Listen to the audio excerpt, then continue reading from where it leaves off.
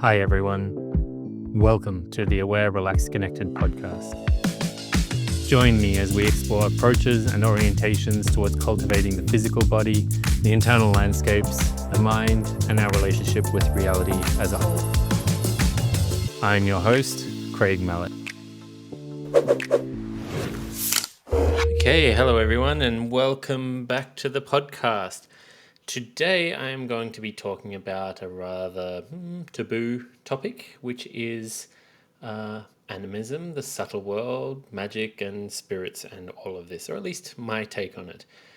Before I get into that, just a friendly reminder that if you want to get into any of the stuff I teach, particularly the internal cultivation, I am available for one-to-one appointments, and I also have a stack of online courses you can check out.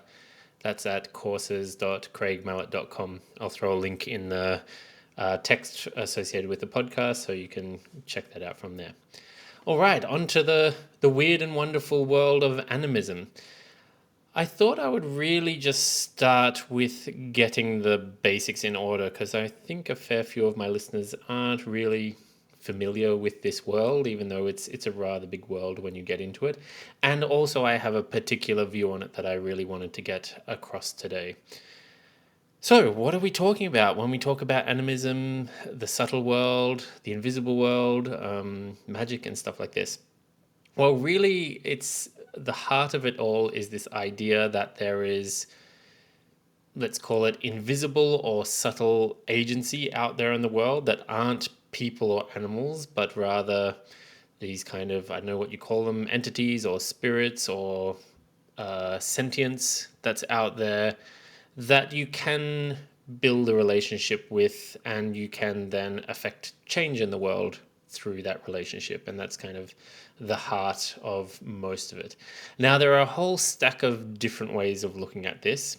And with Christianity being the dominant religion in the Western world, at least, there's also a bunch of taboo. So most people have this very Christian idea of either spirits being these kind of evil things that you just don't associate with, or the more modern version of Christianity, which is the atheistic scientific view that none of it exists and there is just inert matter in the world that we can more or less do what we want with.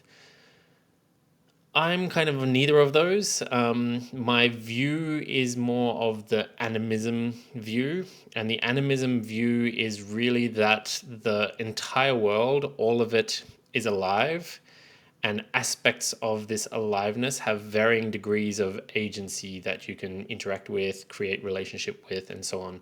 And so I see it from a very simple perspective. The world is alive, and if you interact with that aliveness, you can build new relationships and relate to the world in a different way and get information.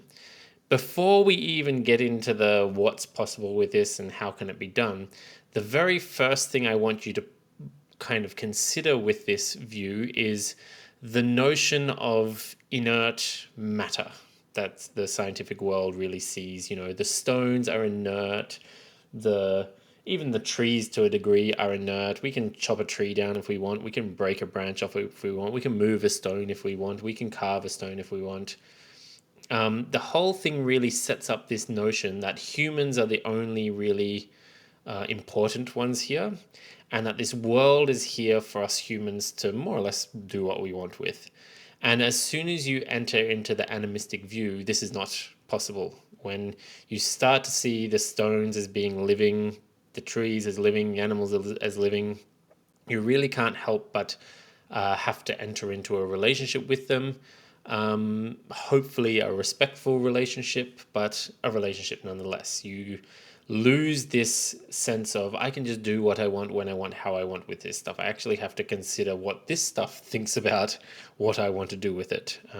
And given that this stuff is alive, it may have an opinion or two about it. Doesn't mean I always have to listen to that opinion. It's still possible to go against that opinion, but it's another thing I have to consider. So the animistic view, it really gels quite nicely with the non-dual view as well. This view that everything is actually an expression of a single thing, the undivided ground, the Godhead, if you want to use language like that. I'm sure lots of systems have different words for it, the Tao, whatever. There's lots of different words for this sense that everything that's out there is an expression of one single thing. It's like reality or life or God or whatever words you want to use, really. They are shaping itself into all these different things that we see, and because at its heart the ground is alive, then everything that it shapes into is filled with this same liveliness because everything is an expression of that thing. So this non-dual view, unless everything is dead, which is definitely not the case, has to see everything as alive because everything is an expression of the one thing. So they kind of work very, very well together. And if you get into a lot of the kind of traditional animism, they start to sound an awful lot like non-dual principles as well.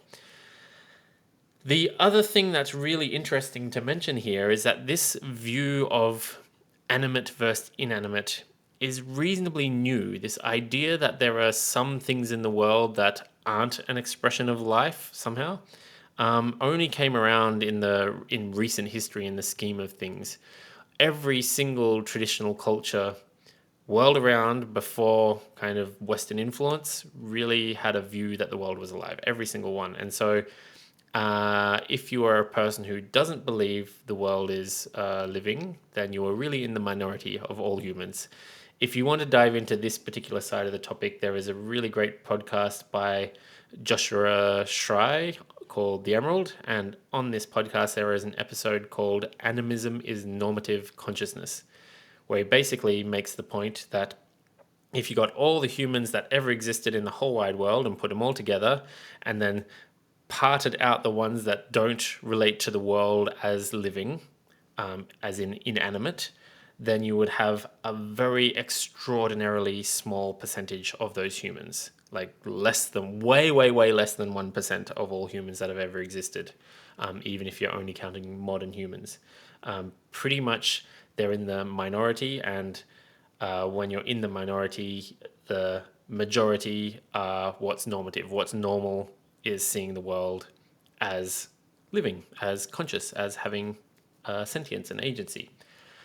Most of these old cultures don't even have words that differentiate, like the word in English is animate versus inanimate. They don't have this concept even. It doesn't even exist. So ingrained into those cultures is this idea that the world is living. And of course, because the world is living, there's all this ritual, there's all this stuff you have to do in consideration of that living stuff. So it's something really interesting to consider that if you don't believe the world is living, which I never used to, by the way, and I'll get into that in a bit. But if you don't believe the world is living, you're really in the big minority in the scheme of things. Even today, if you're not believing in the subtle world, the animate world, that the world out there, all the so-called inert stuff is actually very alive, you're still in the minority. You've got pretty much all of Africa, a great deal of folk Europe, like Ireland, it's still alive and well. Iceland, it's still alive and well. Most of Scandinavia, it's still alive and well. If you get into the folk traditions in Eastern Europe, it's still alive and well. Most of Asia still view the world as animate. If you go to Bali, they're putting offerings in the street, for example. This is just normal behavior there. Most of South America is still viewing the world as animate. It's really only like the kind of Western countries that have lost this. Australia, British, Western Europe, and the US and Canada. But even in the US and Canada, you've got all the natives there that also see the world as animate. So it's not even the majority of those. So the people who have this really kind of atheistic view, the world is dead, except for these particular parts, only particular parts are alive. You're in the minority. Sorry to let you in on the bad news. But I don't think people should change their mind because of a concept. And I didn't change my mind because of concepts. I changed my mind because of experience. I actually, started investigating this stuff, and lo and behold, I had some experiences which showed me directly that the world is living in a way that I I don't mind if people have different views to this. It's so real to me that it's as real as talking to my friend down the street. So it's not something I really think we should argue conceptually about. Some people have experiences that allow them to see this. Some people, for whatever reason, their experiences mean they don't see it in this way. That's fine for them. I don't think they should change their mind unless they have good reason to, good experiences, validated experiences. The fun thing is the animate mode of interacting with the world is entirely trainable. If Which is what happened to me. I had no belief in this whatsoever, and I did some practices with a kind of like, whatever will happen will happen. And then stuff happened, and then, it really hit home, and I was like, whoa, this is actually the case. The stuff is alive and it responds in its own way. So I really recommend, let's get out of this like conceptual war. Who's conceptually right? It doesn't matter. Concepts in themselves are inherently untrue. I'm just talking from my experience, and if your experience isn't like mine, that's fine. If you're curious enough, however, I'm happy to point you in a direction that may open up a whole world to you that you've missed before. And that's kind of what I wanted to get into in this podcast. If you're not curious, or you really don't have any desire to change your view, then that's cool. You might want to hit stop now and go look up a different podcast that's a bit more rational than this. But we're really going to get deep into irrational territory here. Irrational territory because it doesn't make sense, a lot of this stuff, when a belief is held in the mind, a rational belief that, well, I've done stuff to rocks and nothing seems to have happened, so how can the rock be alive? Wouldn't it change its mind? Wouldn't it try to defend itself?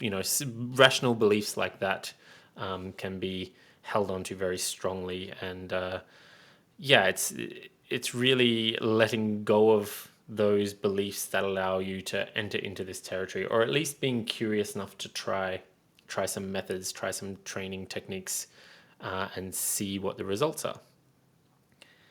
So we have this principle, the principle that the world is animate, it is alive, it has its own agency. So that means, like a human friend you have that has wants and desires and wants to help with some things and not help with other things, so does everything else. They all operate on vastly different timescales. Like rocks hardly move as fast as humans, but if you get into geology, rocks are definitely moving. The whole Earth is moving constantly, very, very slowly, but it's moving constantly. It has a whole system of veins and arteries that are filled with all sorts of rock-like things like minerals and crystals and gold and whatever else. And these things move around and they migrate and, all the rest. It just happens on a scale that's a bit unfathomable for a human mind to know. Then, of course, you've got trees and all the living matter, or the more apparently living matter in the world. But even when you come down to things like plastic, which is a reasonably modern thing, these things can have agency as well. They don't tend as easily to take it to a particular level, but it's still there. And so for this, I really want to draw your attention to a thing we still do in the modern world, which is talk to our stuff. If your computer's broken, you kind of tend to go, what the hell? Why are you doing this? And you can get really frustrated, and you'll default back into animacy. You'll default back into, this computer's alive and I'm going to shout at it until it does the thing I want it to do. You have people who talk to their cars. I know plenty of people who don't think themselves to be in the world of animacy, but still talk to their stuff all the time, talk to their computer. And so this works with plastic stuff too, with newly made created stuff. And there tends to be this kind of level of agency with this stuff that grows the more it's interacted with. So the older stuff that's been interacted with for like millions and millions of years through tradition and stuff is very lively and works really strongly. Whereas if you start talking to a plastic water bottle tomorrow, it might take a little while before it seems like it's got a bit of oomph behind it, before the sentience behind it can really get something done besides just holding water and then getting thrown out. So it is possible, but it needs particular things to help it grow. Most stuff that's living has this kind of cycle of kind of birth and death, and the level of agency that any given thing has is kind of dependent on a lot of factors, but one of them is how we communicate with it. And so if you have an item like this, I'm sure most listeners might have a special item that's their lucky charm, or maybe something that has sentimental value. It's and like say you've had I don't know, a photo of a past relative, and you've spoken to this particular photo for a long time, to communicate with your past relative, maybe just unload some burden, or talk to them in a way. Then your this thing will have a charge. This thing will have this sense of being able to interact with you. It just doesn't interact with you in the same way that, say, talking to a living person, an alive person does. So yeah, we can see this over and over again, and things that get more of an agency tend to have more character. And you'll see this in homes that are older. Homes that are older have more character. They have more of their own energy. They have, when you get into an old home, you've kind of got to get on the same page as that home to understand all its creaks and wants and needs and so on. And you've got to work with that old home. And a new home doesn't tend to have this. A new home's like a brand new baby that has no kind of character yet. It needs to go through some stuff, and people develop character by going through stuff. And so do objects. Objects develop their character by having plenty of adventures, and things happen, and changes and hardships and all the rest. A little bit like, The Hobbit, how Bilbo got his character by going on his big adventure, and when he came back, everyone in the village was a bit kind of naff because they were stuck in their ways. They were a bit lame and boring, and didn't have as much character. So same with objects. Objects will get more character to them the more they go through stuff. You'll see this particularly with old cars. If someone has had an old car, especially if they've like named it, given it a name, and spoken to it as they've been repairing it and treated it like it was a living entity, then it tends to have this kind of character. You can find plenty of people talking about how they were treating their stuff kind of like garbage, really, just yelling at it and not paying it attention. And then when they changed their tone, when they started speaking nicer to it, it started working better all of a sudden, and things that were breaking were suddenly not breaking anymore, or it was helping you out in particular ways. Like if it did break down, it just happened to break down at a spot where you needed to meet someone very particular, and it's like you can get in a kind of rapport with this stuff. This stuff can start to help you and interact with your life. It can also have its good days and its bad days, just like any other agency, but you get this sense of stuff being alive. And that's really what I want to point to with this stuff, because as soon as you drop the word magic, people think like wizards in pointy hats throwing fireballs or something like this, like Dungeons and Dragons level magic, lightning bolts coming out your fingers, teleportation and flying. And that's really not at all what this order of interaction with the subtle world is about. The way I approach it, and as far as I can tell, the animistic view on the subtle world is really about relationship. How do you relate to the world? How do you interact with it? How do you get along with it? How do you harmonize with it? It's not at all about power. It's not at all about getting fancy abilities where you can do, shoot things out of your hands and get changes to happen that way. Not so quick. Because it's about relationship, it's really no different than the physical world. You have these like relationships with, things like your car, subtle relationships with the car, subtle relationships with the land around you. Maybe you have a garden and you talk to that garden and you help it and you cultivate it. This is all, magic as far as I'm concerned. It's animism. It's getting results by communicating with a subtle world, a subtle sentience that is there if we actually listen closely enough. So from here, it might be good to paint a little bit of a picture of what kind of things can be done and what kind of things have been done. There's a whole world once you cross this border from the world of the inert, inanimate, kind of rational view of everything into the irrational, subtle, invisible world. There's also a whole bunch of opportunity to go completely bonkers, and I'll maybe get to that in a bit.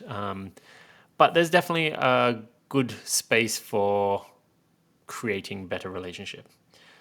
So you've got a stack of different kind of, I don't know, what are they, like sub communities or things, and as these things go, most of them tend to argue over which one's good and which one's bad and so on and so forth.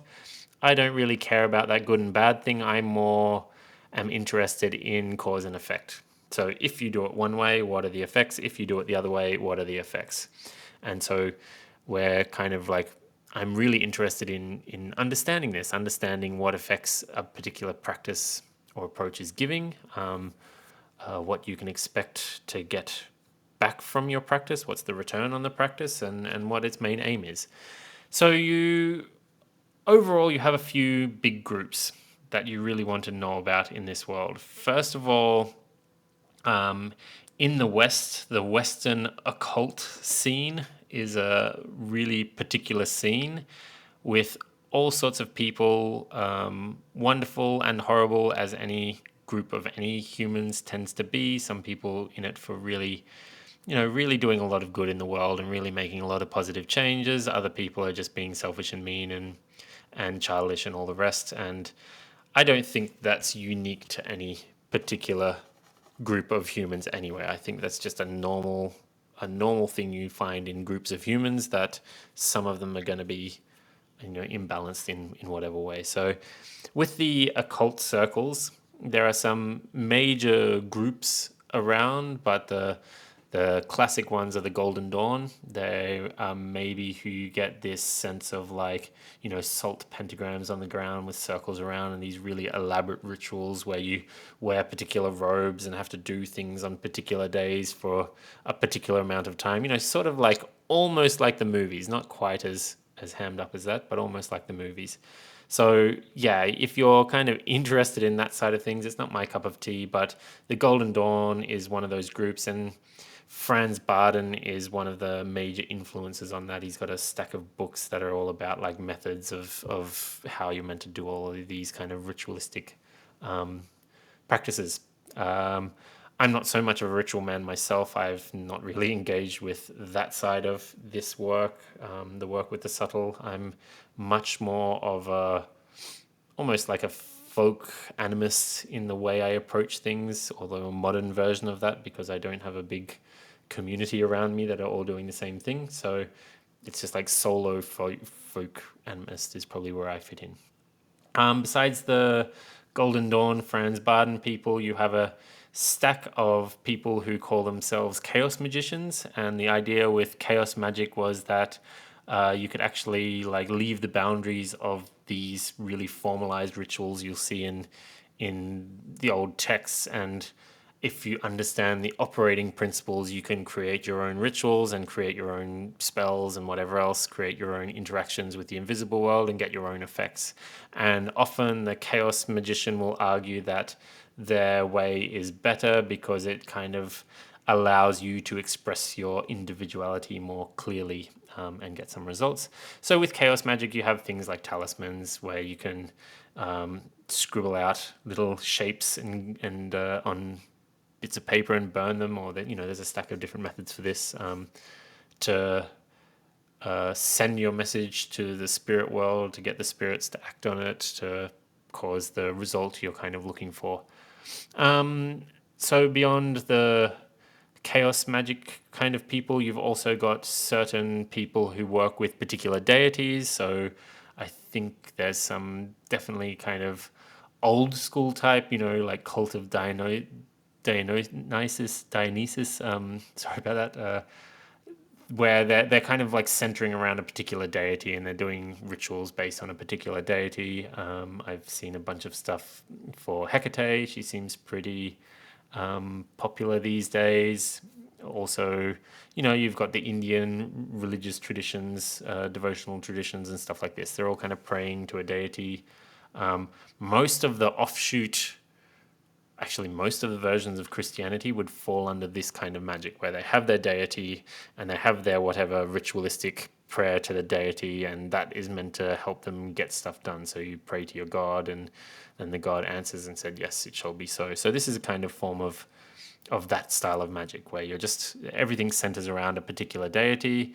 Maybe your deity is a bit of an a-hole and says no other deities can do what I can do, which is pretty common in a lot of the Abrahamic traditions, or maybe not. Maybe it's a cool deity who's just like, yeah, live and let live. We'll do it our way. There are other people who can do it their way, and that's fine too.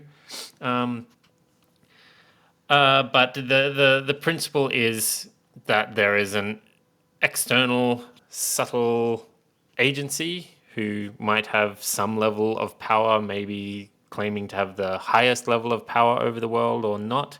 But you basically do stuff and try to appease them, and in return try to get an effect from that deity onto you, onto the world. And this can really work. This can work to surprising degrees. Surprising degrees. It's a reason why these things still exist. They actually have efficacy in this realm. What else do we have? There is a bunch of different players on the scene. Of course, people go in and out of popularity, but I'm not going to go too much more into it. I think perhaps just mentioning the animistic side of things, where you've got more folk style of interaction with the subtle world, which may be something very particular from a family lineage passed down. I know a bunch of healers who've had like a healing system passed down, where they can contact certain agency out there in the world and get information that's really incredible. They can get all sorts of information about what your cells are up to if they're healing or something like this. And these people seem to just have a family gift passed down line to line and have learned how to tap into this gift. Other people have cultural versions of that, where, especially if you're from an indigenous culture, you might have had your song line or something like that that's kind of come down. And a bunch of rituals associated with that again help you communicate with this animistic world. I think here is probably a good time to mention that if you're really interested in this stuff and you really want to get a sense of how vast the communities are that are out there, there are actually like good podcasts that really have, there's varying guests, but some decently high quality guests and lots of incredible stories that are worth checking out. I'd probably go with Glitch Bottle as being my favorite one, by Alexander Eth. And he's got hundreds of episodes with all kinds of guests on there. There's also Spirit Box by Dara Mason, also a wonderful a range of very eclectic practitioners on there, some more grounded than others. And then there are a few other versions of this, but I'd probably say they are the main two that have lots of different guests. And then you have some big players in the field. There are people like, I've mentioned her on this podcast before, but Josephine McCarthy is really doing a lot of interesting stuff in this realm. The main thing being that she has a 17-year apprenticeship program. So if you want to do this stuff, you can do that program. And it is totally 100% absolutely free. Josephine will even coach you if you just do the practices that she suggests. And one of the practices, you have to journal. And so if you're not doing your journal and she can't see your journal, she's not going to coach you, but she will coach you for free. At least last time I checked, I'm pretty sure that's still the case, if you get stuck into the practices and do them as they're presented. So that system, it's pretty much the golden standard for a lot of this stuff. And I'd recommend starting there if you want a really solid foundation, in particularly a Western style of dealing with the subtle world of a magical practice. And Josephine's super cool. She's pretty down to earth. She's like the kind of aunt that comes over and tells everyone off for doing things a dumb way and says, no, do it this way. That's, I think one of her favorite phrases is like, that's Disneyland shit, where, you get into like new age territory and it's all distorted versions of real practices. So she'll cut that nonsense out very quickly, which is very, very useful for these practices. They can get unhinged without someone like that keeping them grounded. So yeah, she's a really, really good resource if you want to get into this stuff and don't want to pay for it. It's free. Great. She also appears on basically all of the podcasts numerous times, and her interviews are some of the best interviews if you're interested in this topic. The other place I would probably check out, Aidan Wachter's been a big influence on me. He's got a book called The Six Ways, and this has a really nice introduction to the subtle world and magic, and it's kind of got an animistic view, which I like. He calls himself a dirt sorcerer, which is a funny term, and I also find quite endearing. And there are a few other people around. There's people like Jason Miller gets mentioned all the time. He's got a stack of courses. Who else am I thinking of? Oh, I quite like Denny Poisson with Foolish Fish. He's got a YouTube channel. That channel is called Foolish Fish, and it's just got loads of good, free, solid information. He's just a very grounded, down to earth kind of guy, and he explains all the history and the background of, why certain tropes and certain memes come up and where they come from and what's actually happening and so on and so forth. So I'd really check those people out as a first port if you've not been into this world. Not only will they give you good information, like listening to the podcasts will start to give you a sense of how people interact with this world, but they also give you the pragmatic thing. What do I actually do about it? You've got to practice. You've got to practice. You've got to practice. This is the same tone you see in any discipline. There's no magic pill that'll just make this stuff work. You've got to practice. Weekend workshops won't cut it. You've got to practice. Josephine's program is 17 years long for a good reason. Or it says it's between 7 and 17, depending on how much you dig in. But even the short version, which is 7 years, gives you a sense of how much practice this stuff takes. Consistent practice over a long period of time is really, really where it's at if you want to get to know this stuff.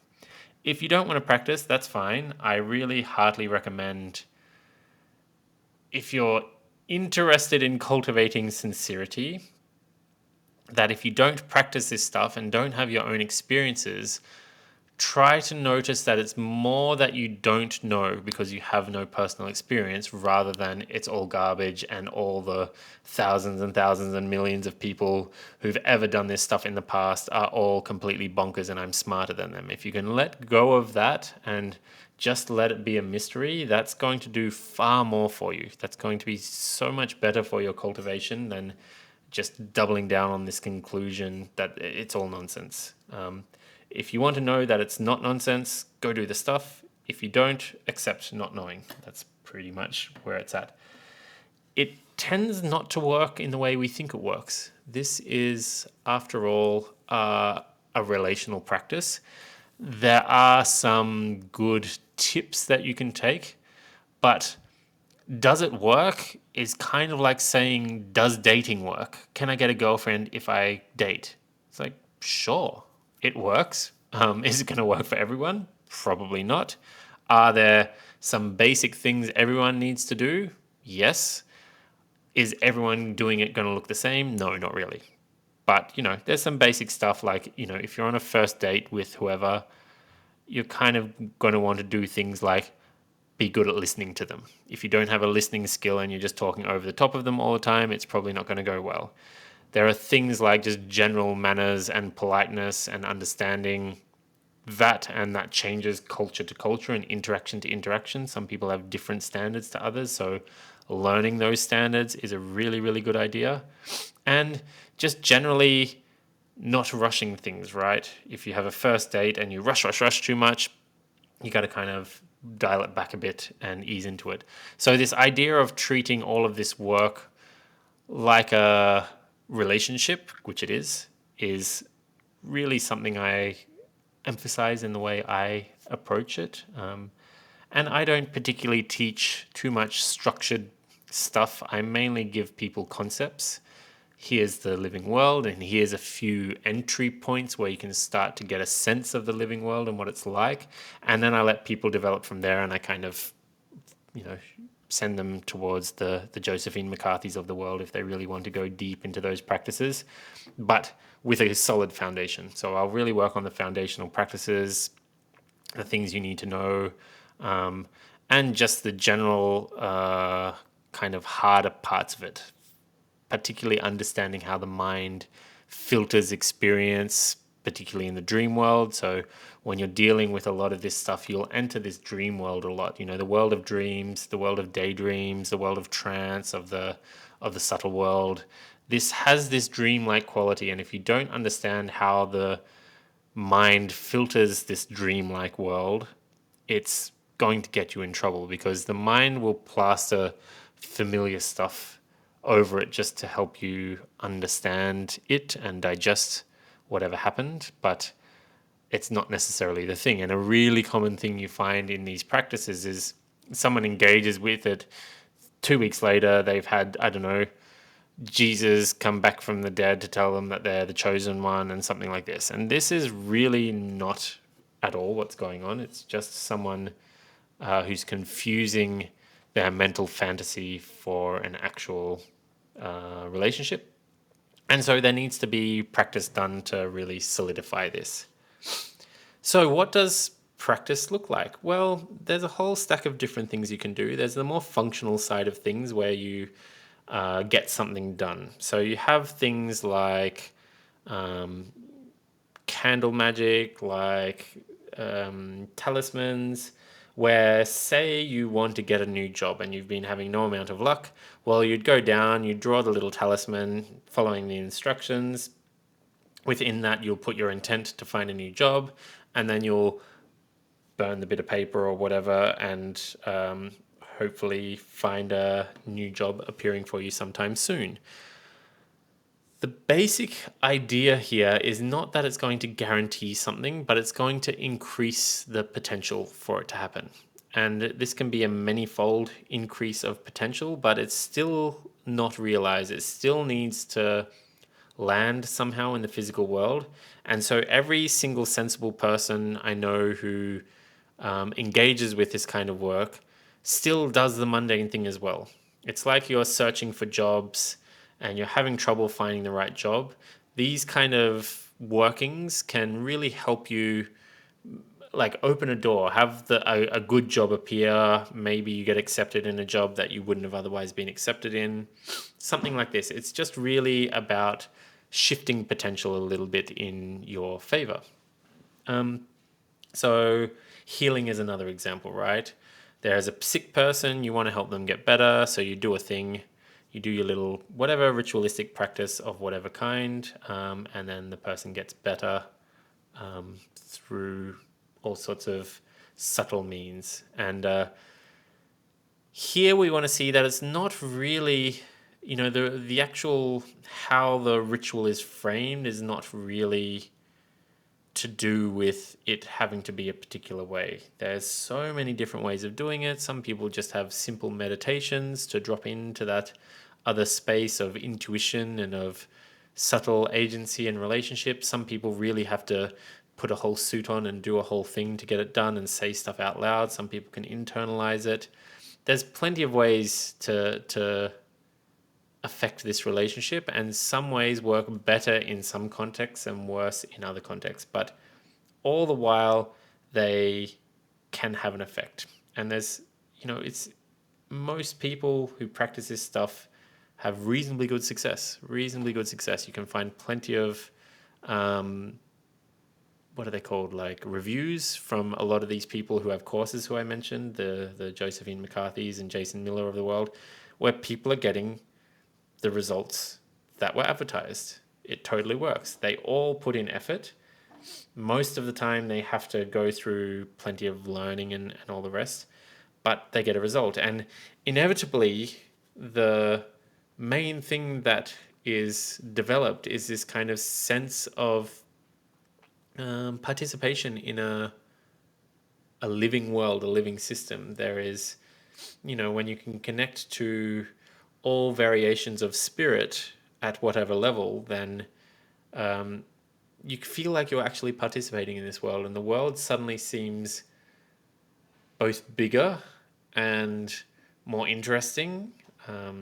Definitely a lot of the mundaneness disappears when you have regular interactions like this, when you are regularly connected to the spirit of the land, of the forests, of the shopping center you frequent. You start to get things.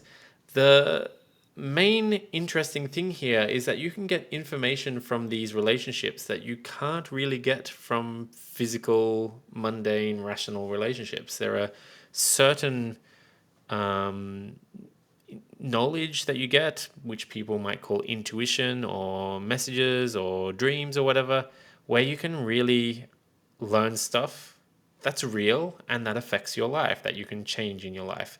And this is where I find this really interesting. You know, a lot of people can poo-poo this stuff and say, "Oh, it's just a quest for power. It's just a this. It's just a that." But no, it's like it's a relationship to the world, and the world in its living form is far, far more interesting to live in than a dull, dead world. And just this is super, super important. So if you can strike up, I don't know what we'll call like friendships, alliances with certain living agencies, say your car or your computer or your phone, you know, if you start treating this stuff like it's alive, then that stuff can start talking to you and then it can bring you stuff. I have met people who have learned full systems, accurate systems of things from their dreams, from interactions with, you know, spirits in the dreams, or however you want to phrase it, certain energy downloading to them in their dreams or being revealed to them in their dreams. It's really the frame you put around it is unimportant. They did this subtle work and suddenly they knew a thing they didn't before. So just like with the physical world, it's really possible to learn things, receive things, and also have influence on things. And we all have our influence in the world, so I don't think it's a good idea to shy away from that. It's certainly not bad to influence the world. We can influence the world poorly, and we can influence the world not poorly if we do better things, if we help make the world a better place. And this can be achieved through material means for sure, the normal way everyone goes about it, but also subtle means. And if you practice your subtle relationships, you can affect these changes more and more and more. My personal interaction with it, actually, before I get into that, I want to talk about the framing, right? Because the framing is really interesting. From the non-dual perspective, everything is an expression of the ground. So everything is a particular expression of the one. And the one being living, all of its expressions are also living. And in this, it's like you're getting to know the whole better by relating to certain specific parts of it. Just like I can get to know the whole better by getting in a better relationship with my body inside me, so can I get to know the whole better by getting to know my friend down the street and how they work. And I can get to know my colleagues at work, and I can get to know my car and how that works. And then I can get to know more subtle expressions of life. And this is one way to frame it, the non-dual appearing as all the various things. And just, you know, and if you want to use God as the word for non-dual, then God appearing as a car and God appearing as this, it's just ways of learning to relate to God better in all of its various forms. Or nature, if you prefer nature, then the word nature to God, or the creative force, or the source, or the origin, whatever. It's still just getting to know the one through its many, many different expressions. Of course, within this, you can frame it as me and them. So as soon as you're in this kind of dualistic frame, which can be useful, just like when you're dealing with your friends, your real friends in real life, they have particular opinions. They may help you at certain moments and not help you at other moments. So do these subtle agencies kind of work like that. They have this sense of they want to do things their way. You may not want to do it that way. You may want to do it another way. Sometimes you come to a kind of an in-between where there's an accord. Sometimes there's a disagreement where it's like, okay, no, we're not doing it then. But it has a sense of dealing with an external agent. The other way you can frame it is just, it's all energy, right? All of it is just an expression of energy. Energy has information in it. That energy might need to appear as an impression of me talking to forest spirit, but it's really just the energy of the forest that I'm reading and my brain putting that forest spirit over that energy to make sense of it. This is another frame you could use if you're not too fond of the idea of actual beings being out there. It's just energy, and your brain's kind of filtering it by putting a pretty picture over the top that makes sense to you. This could work if you like it this way. I tend to personally kind of shift between all of those frames. Sometimes one's more useful than the other, depends who I'm talking to, depends who I'm with, as to if any of those frames are going to be bothersome for them. I try not to agitate them too much. So I'll shift frames, I'll explain it in an energetic way. And I don't actually believe any one of those frames is truly the case. They're just frames. They're not the truth of what's going on. They're frames that my mind uses to interact with reality. And I quite like all of the frames for different reasons. All right, maybe we can get into just some examples, because there's plenty to do in this world. There are practices where you can kind of pull in certain agencies, spirits of all kinds, and get them kind of there. You've got the whole group of people who believe that if you don't get a physical manifestation, then you don't have a contact and it's not going to work. That's not my experience. I haven't actually experienced a physical manifestation of a spirit myself. It comes through other faculties. This just an impression that something is there, just a kind of intuition, maybe something out of the corner of the eye, but never something very obviously physically in front of me. Definitely lots of stuff through dreams. But there's first of all this sense. So for those kind of practices, you've got to make a circle for yourself and a circle for the thing that you're calling in, or a triangle sometimes. And there's a whole bunch of stuff to do to bring that thing in, know its real name and call it and make offerings and all sorts of things. And then hopefully that thing arrives and you can tell it your demands, or you can press it to really get something done or not. The other way is interacting through the imaginal faculties. So I can sit down and imagine myself in a particular land. So you have some common drills, which is like elemental practice, where you imagine yourself going through, say, the realm of fire. And you walk through the fire until you meet an imaginary fire person, and then you talk to that fire person, and you develop the relationship from there. And there are plenty of variants on that kind of like dream travel, dreamscape navigation. And again, the interesting thing there is a lot of the stuff that's going to appear is just going to be kind of backlog from your head, backlog from your undigested emotions. So there's quite a skill in navigating what's just your own garbage spewing up into the dream world and what's an actual contact with an outside agency.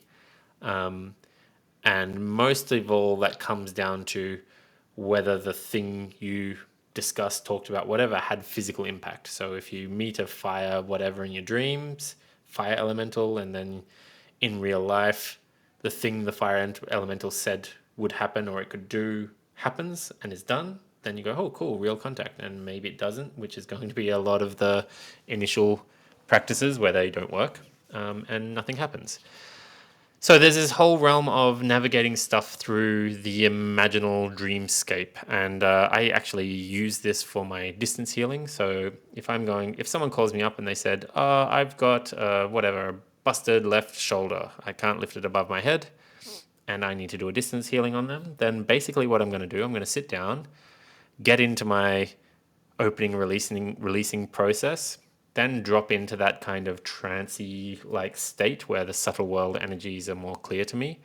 Then I'm simply going to imagine this person. I imagine this person in front of me, or imagine their dodgy left shoulder in front of me, and I start using my real hands on them as if they were in front of me. And I do a treatment on them as if they were right in front of me, but I just imagine them there. Then I have to go through all of the motions of the treatment, imagining the person in front of me, and then I close the whole thing down and finish it, and then I have to call the person up and see what happened. This is really interesting territory because while you're working, you don't have necessarily a guaranteed connection. You don't there's always this sense of not knowing that accompanies it, because the directness of it is that you're just sitting there imagining something, waving your hands around it. So whether you made contact and had an effect really can't be known until you verify it in the physical world, until you talk to the person and say, hey, how's the shoulder feeling? Oh, suddenly I can lift it up above my head, and I haven't been able to do that for 6 months. It's like, yahoo, it worked. Cool. There was contact. What I was working on changed something. And this is really important. This is a huge, huge part of this, that you really want these relationships there, like working through the imagination, even if it's something as simple as that. There weren't any particular spirit characters involved in my imagination necessarily. But it's still using these same subtle world kind of pathways or highways or whatever you want to call them to make these connections. And there are plenty of ways of working like this. You can also work in dance or art. Lots of the time, people express it through drawings and paintings and things like this. Song and music is very, very common. But basically, the ingredients are, you have a kind of concept, abstraction, dreamscape of the change that you want to affect. Then that change needs to express in the physical world somehow. It needs to become manifest. It needs to become material. So your practice has to go from, I saw it in my head, to now something related to that is appearing in the real world. It might be a dance. It might be a writing. It might be a painting. It might be a sculpture. It could be plenty of stuff. And then so you make your painting and you hang it up, and then suddenly the effect from the conceptual side of it happens. Suddenly, maybe you made a painting about meeting the one true love of your life. Lots of people come into this kind of work, usually looking for like jobs and money or love. It's a really, really common usage of this. Some people come in looking for, I don't know, trying to prove that it doesn't exist or prove that it does exist, which are both pretty gnarly motivations to come into it with. But I suppose you got to start somewhere. And other people are just curious for what is possible, and that can be a really nice place. But yeah, so you have this sense of like usually trying to get something done in your mundane life, and most things that trouble people are personal relationships and money. So they tend to be the big starting points. But it's not the only way to do things. I remember some time ago I had a loan from a bank that got cancelled, and there was some investment. I'd given them some amount of money. I can't remember how much. And they were meant to return that money, and they just weren't. And they weren't answering calls, and they weren't doing anything. So I just dropped into the imaginal world and did my connections. And in this imaginal world, I can't remember exactly the method I used, but it was something to do with like seeing them give the money back, or having some sort of, I don't know, hooligan go over and demand that they give the money back or something like that. I can't quite remember what I did, but at any rate, I finished the thing. And within 3 hours, and this had been weeks of them not returning calls and not giving the money back, within three hours, the money, I got an automated message from their system going, your thing has been sent back. They still didn't call me, but I got the money back. So you get plenty of stuff like this happening where you can really affect change that, it still required a big effort. I still had to sit down and do the thing and all the rest, but it really allowed me to not have to mainly traipse down and confront them in person. I got it done without having to waste 3/4 of a day stuffing around with that kind of thing. So it can really help you in this way, in a very practical, mundane sense. But at the same time, that stuff for me, yes, we need help with our pragmatic world. Most of the time I've engaged with this stuff, it's more effort to do it with the subtle world than it is to just do it the normal way the mundane way in the physical world. So I tend to just do things in the physical way. And I only tend to go in that. In that particular example was when I was learning, so I was just trying stuff out just for the sake of it to see if it would work. And it seemed like a good opportunity. But these days, I don't really go into that too much. I much prefer the relational stuff, and I do plenty of healing, of course. But it can really work like that. It really has this sense of helping influence stuff. And usually there needs to be some sort of dreamscape, something or other, visualize stuff, imagine stuff, known stuff, some intent for change that then is brought into some sort of physical action, whether it be me like sitting there physically going through the motions of doing a healing, or drawing a talisman, or it can be anything and everything, going through a physical ritual or putting out a physical offering. These kind of things all bring that concept, that abstraction, into the material world and help it appear. For the last little bit of this, I really wanted to get into the idea of offerings. I just mentioned them then and a few more times, but offerings are this practice that again has been practiced worldwide, this idea of feeding the land, feeding the spirits, offering stuff to spirits, typically in the way of food or drink. And this is something that's practiced across every culture, and I think it's a really nice habit to get into, even if you don't want to do ritualistic stuff. Leaving an offering for the spirits of the world, the dead, having like a little altar set up with your loved one pass where you go and light a candle for them. This is a lovely offering that just feeds the dead, and the dead are mostly forgotten by us these days, and they're hungry. They need feeding. And the natural world is also it's in my experience that the natural world is very, very appreciative of offerings. And so I tend to do a reasonable amount of offerings. I light incense, and I just do it in gratitude. I say, light an incense, and I'll say something, usually internally, something like, thank you to all the animate forces, known and unknown, that guide this life and help me live a good life.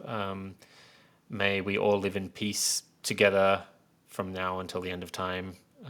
And something like, if you need anything from me, please let me know, in an obvious way, because I'm a bit of a nonce with the sensitivity to the world. So I'll just do something like this and just make it really sincere. It doesn't have to follow a script, just an offering of gratitude. Like, thank you to the forest, because without the forest, we have no air to breathe, because the trees make the air. Thank you to the land for producing all the food that we use and producing all the material that we use. The old, Thanksgiving, thank you for the food. Thank you to all the things that died on my plate so I may live. This idea of offering, particularly offering with gratitude, is a really, really good idea. Of course, if you've done a lot of gratitude offerings over your life and then you shift into, hey, by the way, I just need help with this, usually it comes easier. Usually it comes a little easier. Whereas if you go into offering straight away from day one, like, I'm going to give you this, but you've got to give me that, then, it sets a particular tone, and you can imagine what that kind of relationship might be like in the real world. If you met someone and the first thing was business, well, business is business, and business can get cut as easily. It can get started if people don't want it. Whereas a relationship, if you make friends with someone and you get them gifts or gift them your time or your attention just because, not because you're wanting anything back out of it, they tend to prosper a little more. They tend to have more of this nuanced relationship that's a bit more, intimate or trustworthy or whatever. Not that the business deals aren't useful and good. I do them from time to time, both in the real world and in the subtle world, but they have less of an personal investment for me. It's just, it's business. I do this, you do that, cool, it's done. I call the plumber, he fixes the pipe, I give him the money, the exchange is done, we're good. This kind of stuff can happen a lot too. But for the relational side of things, I really like this idea of making offerings in gratitude to the various animate forces around you. And honestly, like, do it for your tech, because your tech helps you so much, and most of us just like treat our tech like garbage. And if you're nice to it, it will work better for you. I promise. I worked in tech for a long time, and honestly, as I said, I was like a big atheist before I had experiences that showed me that that wasn't the case. And and the tech always seems to cooperate with me. Even when it breaks, it tends to find fixes. And there was this joke between me and the IT guys I used to work with that we had a like tech fixing aura, because all of us had this way of working with tech which wasn't out of frustration. You know, when you have a user who doesn't understand technology, they're like, oh, stupid thing, and they just abuse it basically when it doesn't work. And when it is working, there's nothing. There's no, hey, wasn't it so cool that I got, connected to the internet and got any information that I wanted? There's just like nothing or abuse. So when that's changed to, sweet, that worked really well. Oh my God, I can't believe the computer helped me achieve this. There's actually this cooperation that comes back. And so the joke with the aura was we'd get calls where people would call up and say, hey, this particular thing is broken. I'd walk to where the person was and I go, okay, show me how it's broken. They'd do the thing and it would work. And they would go, oh, that's weird. It was broken just a moment ago. It seems to be working now. And they'd repeat, repeat, repeat. Oh, cool. It seems to be working fine. I haven't done anything. I leave. The amount of times I left, got in the lift, got back down to my desk, and got another call saying, as soon as you left, it broke again, is really high. I was working in IT for like 10 years, and this happened over and over again. It was quite hilarious. Most of the guys who I work with in IT noted the same thing, that there's a kind of, for the people who like IT and get along with it, it cooperates with them. It's kind of alive in this way. So you can actually just take this one step further. You can put an offering out. You can, do light an incense in gratitude, or light a candle in gratitude to your computer, to your car that drives you around. Name your car if you haven't named your car. Treat your car like a person, like a being. Treat your computer like a being. It will treat you back well if you continue to do this. I promise. It's a really fun thing. And even if it's not true, even if I highly doubt this, but even if the atheist rationalists are right about it all just being inert, it just makes your life nicer, right? It's nicer to be in good relationship, even with inert things, or quote unquote inert things, even with things that are seemingly not talking to you in the way you think they should. Like, is the computer meant to grow a mouth and actually speak to you? It's like, no, it communicates by running programs and not crashing and things like this. So yeah, even if it's not the case, that if these things are actually just completely inert, you will have a better life. You will feel better if you live your life treating this stuff as if it is alive. I think you'll find that, given some time and a bit of practice, it will seem lively to you. Most 99.9% of all humans that have ever existed found this to be the case. So give it a try. You might be surprised. If you really want to just get some basic starting points, I can very happy, I mean, at least at the time of recording, which is towards the end of 2025, I'm in middle of September 2025, I'm at the moment taking plenty of one-to-one calls and sometimes teaching people about this stuff and giving them little practices to do. And as I mentioned, I'll put some links to all those resources about animism in the show notes, so you can maybe bury yourself in a bit of research before getting started with something. Whew. So I think I'm done with that. Hopefully I got most of my points across. As these things tend to go, I don't really have much of a plan. I just open my mouth and let words come out, and kind of hope that the words make sense to people. But for the most part, people have been coming back saying they're quite enjoying the podcast. So if you do enjoy the podcast, if you have been liking these, if you listen along, just drop me an email saying, hey, I've been listening. It's really, really cool. If you have any topics you want me to talk about related to my practice that I haven't talked about, then just shoot me an email, suggest that to me. My email is contact@craigmallet.com. And it's all over my website. So email me if this is interesting. Email me if you have any thoughts on the matter.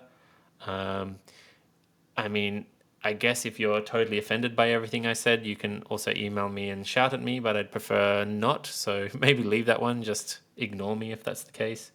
But yeah, if you're super interested, give us a call and we'll go from there. Thanks for listening, everyone, and I will catch you on the next podcast.